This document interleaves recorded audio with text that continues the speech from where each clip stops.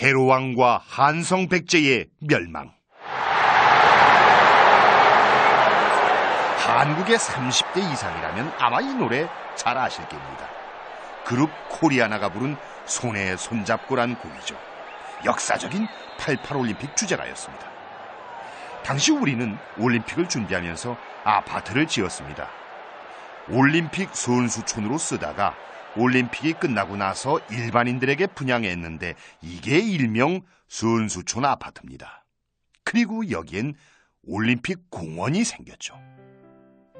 이 올림픽 공원 안엔 오래된 유적이 하나 있습니다.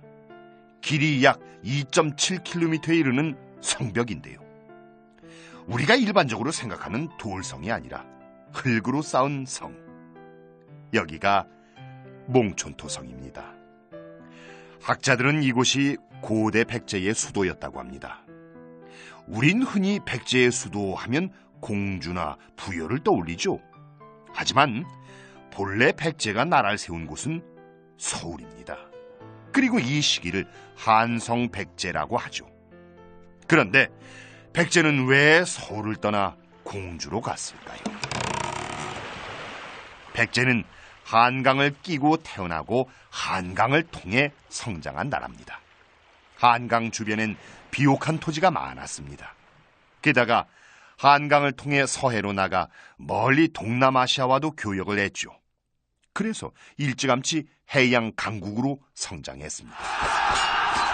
하지만 고구려의 광개토대왕이 대대적인 정복 전쟁을 펼치면서 백제는 여러 차례 위기에 몰렸습니다. 더욱이 광개토대왕의 뒤를 이은 장수왕은 한강에 대한 집착이 아주 강했습니다. 언젠가 기필코 반드시 한강을 손에 넣고 말겠다. 겉으로 보기에 백제는 강한 나라였지만 사실은 귀족 가문인 해씨와 진씨의 힘이 너무 강해 왕권이 약했습니다. 그러니 늘 나라가 위태로웠죠. 당시 백제 임금인 계로왕은 이러한 문제를 분명하게 직시하고 있었습니다. 임금이란 참 외로운 자리구나. 속을 터놓고 말할 친구 하나 없다니 말이야. 그럴 때면 계로는 혼자서 바둑을 두며 마음을 달랬습니다. 그러던 어느 날 고구려의 한 스님이 백제로 귀순을 해왔습니다. 소승은 고구려에서 온 중이었고 이름은 도림이라 하옵니다. 그대는 무슨 일로 조국을 버리고 우리 백제로 왔는가? 예, 광개토 대왕부터 지금의 왕에 이르기까지 너무나 잦은 전쟁으로 고구려는 쑥대밭이 되었습니다. 내 나라 땅을 넓히려고 남의 나라 백성들의 목숨을 빼앗는 것도 더는 볼 수 없었사옵니다. 부디 소승을 받아주시옵소서. 임금이 영웅이 되려 하면 백성에게는 그런 아픔이 생기는구나. 그대가 내게 좋은 가르침을 주었다. 그날부터 계로왕은 도림을 가까이 두었습니다. 특히 도림도 바둑을 좋아하는지라 두 사람은 함께 바둑을 두며 이런저런 얘기를 나누었습니다. 전하, 소승이 보기엔 백제는 귀족들의 힘이 너무 강합니다. 이들의 기세를 누르기 위해서는 임금의 힘을 보여주어야 합니다. 임금의 힘을 보여준다. 내가 늘 바라는 바요. 하지만 어떻게? 우선 선왕의 능을 크게 조성하십시오. 사찰도 지으십시오. 무엇보다 이 대궐부터 대대적으로 증축하십시오. 한나라의 임금이 기거하기에는 너무 좁고 초라하지 않습니까? 그리하여 백제에선 대대적인 토목공사가 일어나게 됐습니다. 백성들의 불만은 점점 높아졌죠. 어제도 공사, 오늘도 공사.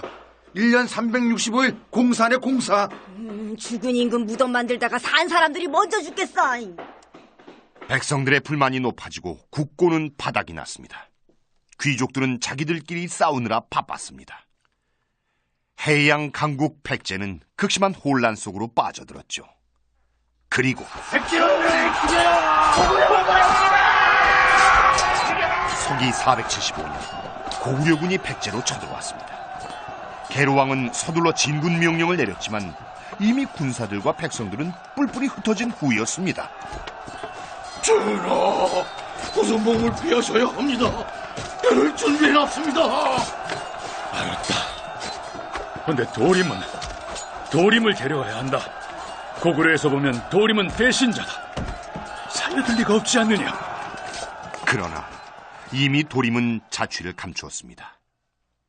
사실 도림은 고구려 장수왕이 보낸 첩자였습니다. 계로왕과 백성들을 이간질하는 것이 임무였던 거죠. 계로왕은 가슴이 무너져 내렸습니다.